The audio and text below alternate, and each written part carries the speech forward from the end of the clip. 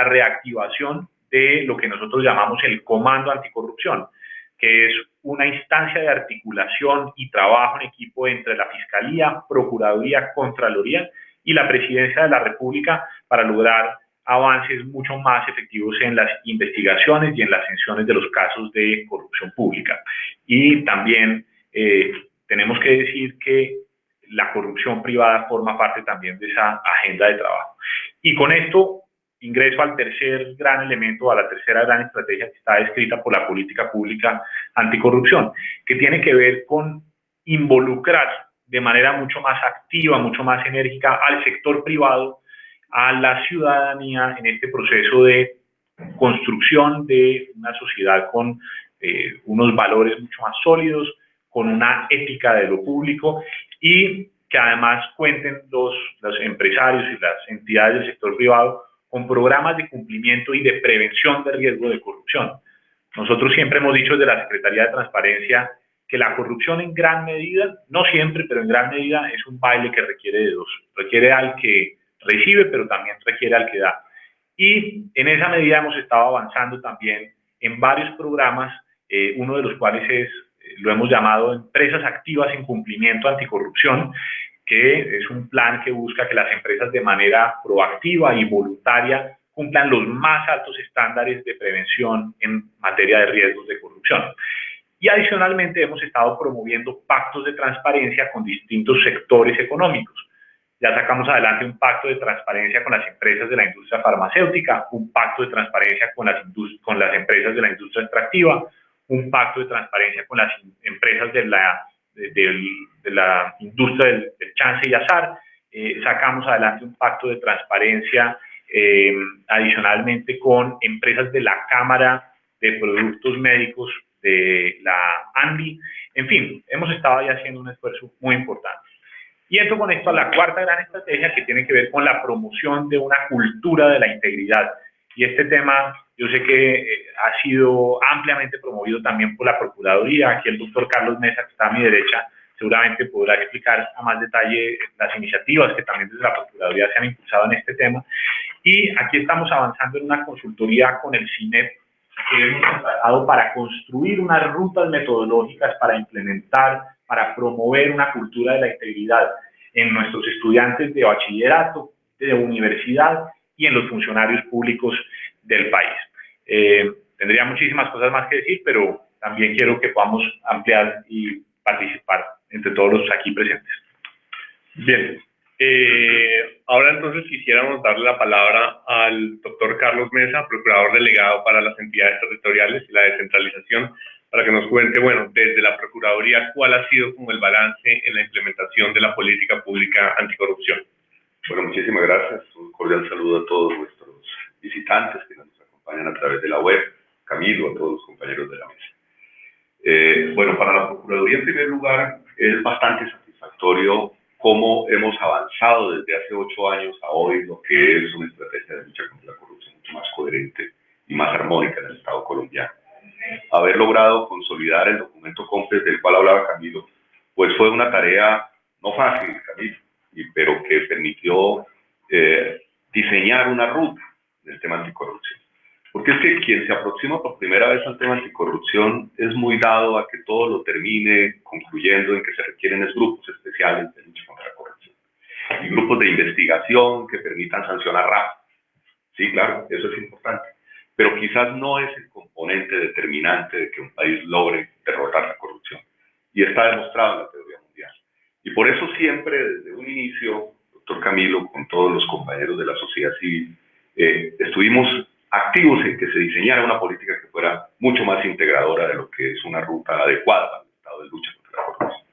Revisando la experiencia mundial veíamos que no solo hay que tener eficiencia, por supuesto, en el castigo a quien se comporta mal en los temas de lucha contra la corrupción, sino también y fundamentalmente se debe tener activar una serie de mecanismos o de anticuerpos que el Estado debe tener fuertes para que prevengan la corrupción, o sea, el componente preventivo.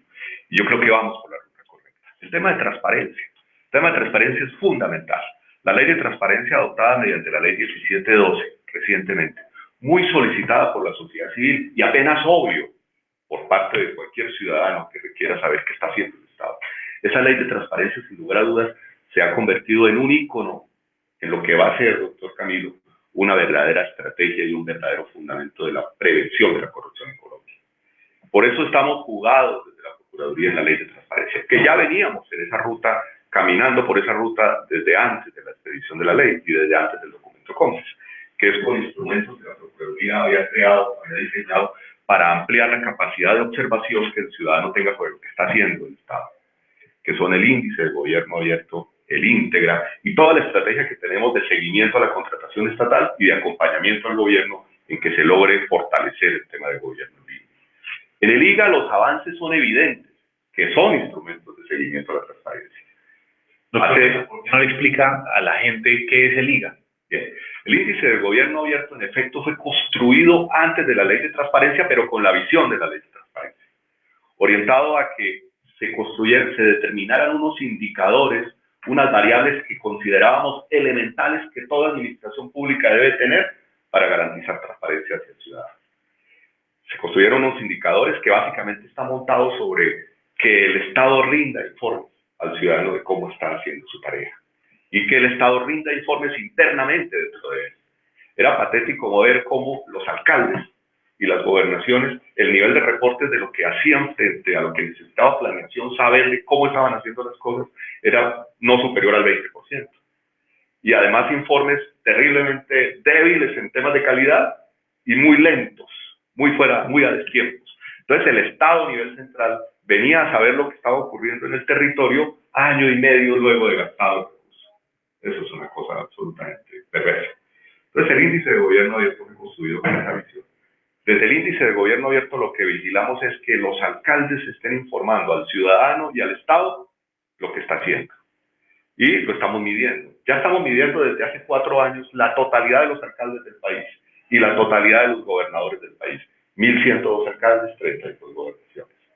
Cuando empezamos, el nivel de cumplimiento del IGA, el índice de gobierno abierto, en los alcaldes, llegaba a menos del 18% en el consolidado nacional. Hoy estamos sobre el 74%. Y en el caso de las gobernaciones empezaba en el 27, 28%, hoy estamos en el 79%, estamos llegando al 80%. Nuestra misión es que antes de que el doctor Alejandro Ordóñez deje su cargo, que sería en enero del año 2017, tengamos la posibilidad de decirle al país que estamos cumpliendo el 100%, las entidades territoriales, de reportarle al nivel central y por supuesto al ciudadano. El índice de gobierno abierto tiene 3 componentes o 3 grandes áreas. Una de cómo se almacena la información, 2 cómo se reporta al nivel nacional del ciudadano y el 3 cómo se dialoga. Pero para no centrarnos en el IGA, quizás, doctor Camilo, el éxito de esta política estatal anticorrupción, porque no solo involucra al gobierno nacional, sino todos los demás niveles. Es la primera vez que un documento COMPES, a ciencia cierta y a conciencia, aborda responsabilidades de otros órganos que no son de Estado. Caso de la Procuraduría, caso Contraloría, y caso otros actores que no siendo gobierno se comprometieron a través del documento COMPES 167. Por eso hay que aprovecharlo muy bien y por eso hay que hacerle seguimiento y por eso hay que garantizar que se cumpla. El otro componente importantísimo de este documento COMPES tiene que ver con el tema de la vigilancia de la contratación estatal. Para nadie es un secreto que quizás el mayor riesgo de corrupción o el que más impacta los derechos de los ciudadanos tiene que ver con la contratación estatal. Si bien es cierto, en el momento en que se estaba construyendo el documento COMPES, los compañeros del gobierno que tienen que ver con Colombia con Presidente no eran muy amigos de que el componente de contratación fuera visto desde la óptica de corrupción, sí hay que entender que estableciéndole barreras adecuadas en el proceso de contratación prevenimos la corrupción.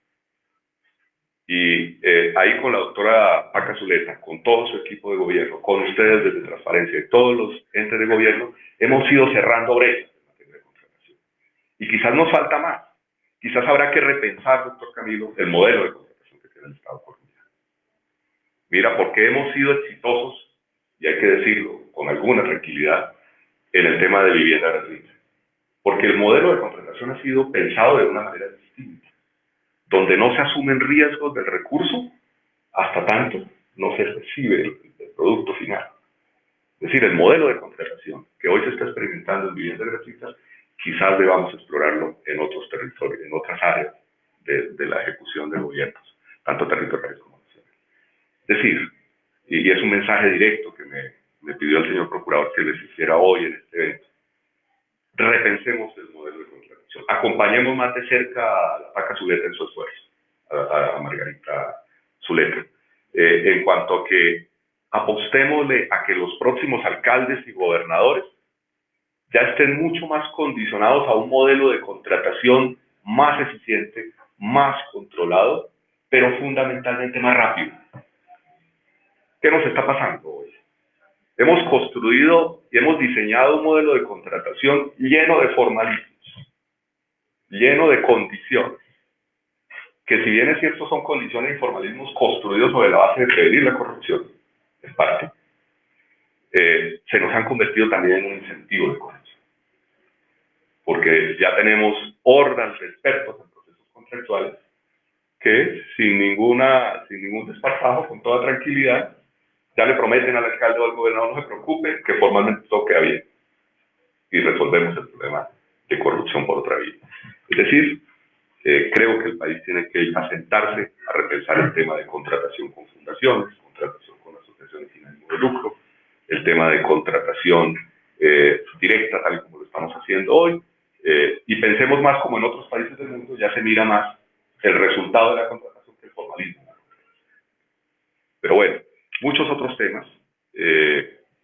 La Procuraduría en estos días, de la mano con el Observatorio Anticorrupción que lidera el doctor Camilo, trataremos de visibilizar, como ya lo estamos haciendo cada trimestre, cómo está contratando cada rincón de la patria.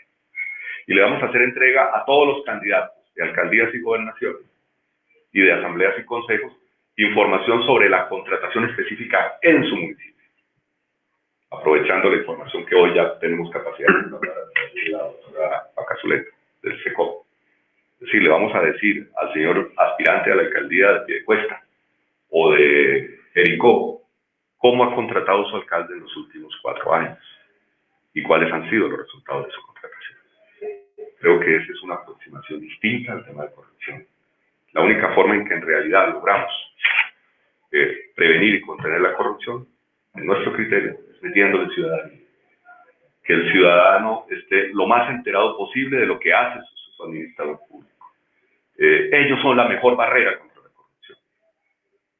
Por supuesto, sin descuidar lo que nos corresponde, que es sancionar cuando haya que sancionar. Bien. Bueno, muchísimas gracias, doctor Mesa. Queremos ahora escuchar al doctor Diego Restrepo, que viene de la Dirección de Justicia, Seguridad y Gobierno del Departamento Nacional de Planeación, para que nos cuenten cómo ha sido su balance desde el DNP en la implementación y el desarrollo de la política pública anticorrupción. Buenos días. Antes que nada, yo quisiera explicar cuál es el marco dentro del cual se expidió este documento COMPIS. Existe una política integral anticorrupción del gobierno colombiano que involucra a otras entidades estatales. Y el documento COMPIS es simplemente la estrategia nacional de esa política. Es decir, no es el único instrumento con el cual el gobierno nacional y las demás entidades del sector público colombiano que están combatiendo la corrupción, pero sí tal vez es como uno de los más significativos en la medida en que el documento COMPIS lo que hace es aglutinar el conjunto de actividades que dentro de la política se comprometen las entidades del orden nacional para la ejecución de sus acciones y de sus principales objetivos. Entonces, importante señalar que el documento COMPIS lo que hace es simplemente recoger cuáles van a ser las acciones de las entidades del orden nacional en materia de la política pública, y los documentos COMPIS, por su naturaleza, normalmente solamente concitan o solamente articulan entidades que hacen parte del gobierno nacional, salvo que otras entidades del Estado colombiano, que pueden ser del orden territorial o del orden nacional, pero que son estatales y no necesariamente del gobierno, quieran participar como parte de la política, y este es uno de esos casos, digamos, emblemáticos en donde hemos podido articular diferentes instancias, no solamente del gobierno, sino del Estado colombiano, en torno a una política articulada, y por eso, por ejemplo, la Procuraduría, la Contraloría hacen parte, digamos, de la política pública integral anticorrupción, también la Fiscalía General de la Nación, entre otras. Entonces, importante señalar que este documento es un documento que coordina su elaboración el Departamento Nacional de Planeación, en particular la Dirección de Justicia, Seguridad y Gobierno, pero es un documento que, pues, como su naturaleza es de carácter transversal, implica la articulación de diferentes entidades para poder sacar adelante la elaboración de la política. Si es solamente una entidad que tiene a su cargo un tema particular, pues es una política muy sencilla de sacar adelante y de impulsar desde el gobierno nacional. Para recoger de alguna forma el ejemplo del doctor Mesa, la política pública de vivienda gratuita, pues normalmente es una política pública que solamente es del ministerio respectivo, y entonces finalmente su elaboración es mucho más sencilla. Sin embargo, una política transversal anticorrupción sí implica la articulación de una serie de entidades que hacen muy difícil la elaboración de este tipo de instrumentos, porque hay que coordinar a todas las entidades en torno a unos lineamientos generales de política y hay que coordinar a todas las entidades en torno a un plan de acción. Entonces es importante que la ciudadanía sepa que efectivamente esta política integral anticorrupción logró ese propósito, que están involucradas cerca de 23 entidades estatales del orden nacional en la política pública, en un plan de acción que contiene cerca de 110 acciones distintas de las diferentes entidades. ¿Y cuál es el rol, digamos, del Departamento Nacional de Planeación en este contexto? El DNP tiene, digamos que, 3 roles principales. El primero, ser como la Secretaría Técnica de la elaboración del documento COMPES, orientando las metodologías de elaboración de estos tipos de documentos y sirviendo como de árbitro, si se puede llamar así, o concertador de alto nivel a nivel del gobierno nacional y de las entidades estatales, para efectos de que las entidades se pongan de acuerdo en un documento, en unos lineamientos de políticas y en unas acciones con unos indicadores y unas metas, y también obviamente los presupuestos. Un segundo momento es el que hace el Departamento Nacional de Planeación también como ejecutor de la política, porque no solamente nosotros participamos en la elaboración del documento, sino que dentro de esas 110 acciones hay cerca de 10 acciones que competen directamente al Departamento Nacional de Planeación para su ejecución. En el caso nuestro, por ejemplo, la elaboración del documento recae en la Dirección de Justicia y Seguridad, pero las acciones concretas de desarrollo del documento están en la Dirección de Desarrollo Territorial, en la Dirección de Evaluación y Seguimiento de Políticas Públicas, están en un programa que se llama de Servicio al Ciudadano, que son como diferentes dependencias del departamento que tienen a su cargo algunas de las actividades señaladas ahí. Pues está también la Dirección de Regalías, con un tema sobre mapa de regalías. Y un tercer momento es que el Departamento Nacional de Planeación también tiene a su cargo la evaluación de las políticas públicas. Entonces nosotros, como DNP, hacemos el seguimiento del documento COMPES. Ya se han hecho 2 cortes de seguimiento semestral. Uno, el documento COMPES se aprobó en diciembre 9 del 2013, hicimos un primer corte de seguimiento junio-julio del 2014 y otro a diciembre del 2014, y en este momento nos encontramos recopilando la información de las entidades para hacer un tercer corte de seguimiento de este documento COMPES.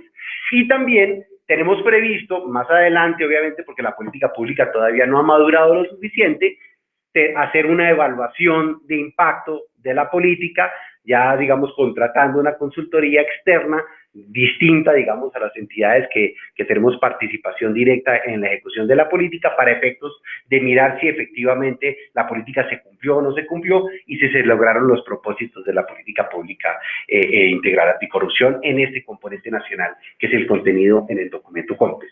Entonces, hemos logrado, digamos, en este proceso de articulación, una excelente relación con la Secretaría de Transparencia para sacar adelante no solamente, digamos, las acciones concretas de la política pública, sino apoyar de alguna forma a la Secretaría de Transparencia en todo el desarrollo del marco normativo que se desprende de esta política pública y sobre todo en la construcción, digamos, de indicadores del Observatorio de Transparencia y Lucha contra la Corrupción. Y ese es más o menos el rol que ha desempeñado el DNP hasta el momento.